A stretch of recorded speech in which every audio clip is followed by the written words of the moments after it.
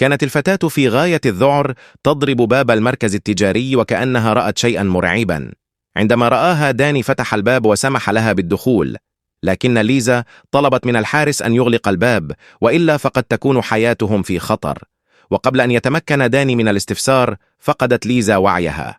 حملها إلى غرفة الأمن وطلب من زميله أن يتصل بالشرطة، لكنهم فوجئوا بأن الهاتف بلا إشارة.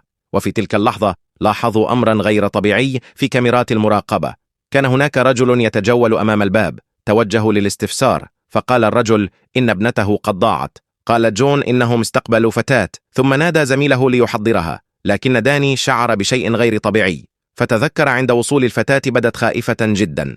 فاستيقظت الفتاة فجأة وصرخت: لا تفتحوا الباب! ثم هربت.